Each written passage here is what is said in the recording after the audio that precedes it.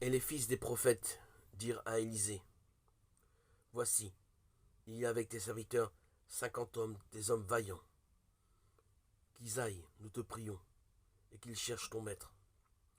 L'Esprit de l'Éternel l'aura peut-être emporté et l'aura jeté sur quelques montagnes ou dans quelques vallées. Et ils le pressèrent jusqu'à ce qu'ils en fussent honteux. Et il leur dit, envoyez. 2 Rois 2, 15, 17. Les, les fils des prophètes pensaient que l'Esprit avait jeté Élie sur une montagne ou dans une vallée. C'était pour eux la seule explication de sa disparition. Alors les 50 hommes vaillants pourraient aller à son secours pour le chercher, le délivrer de son éventuelle position périlleuse. Cela montre qu'il se méprenait de façon incroyable sur ce qui venait d'arriver. Cette erreur nous fait penser à celle que nous commettons souvent au sujet de questions spirituelles. Nous avons trop confiance en nous, nous prétendons tout comprendre, être capables de faire face à toute éventualité, à condition que les moyens soient à notre disposition. Il y avait 50 hommes vaillants avec les fils des prophètes.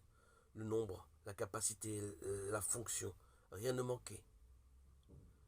Que n'allait-il pas pouvoir faire?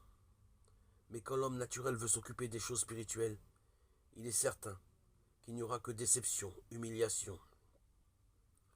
La patience du prophète était ainsi mise à l'épreuve. Il peut arriver que nous ayons affaire à des conseillers incompétents et malveillants. Il vaudrait mieux être laissé seul que d'avoir des gens dont le zèle indiscret résulte trop souvent d'un manque de discernement ou d'expérience. Nous devons nous méfier de ceux qui ont une explication toute prête et un remède à offrir pour chaque difficulté. C'est particulièrement vrai quand il s'agit d'œuvres à caractère spirituel.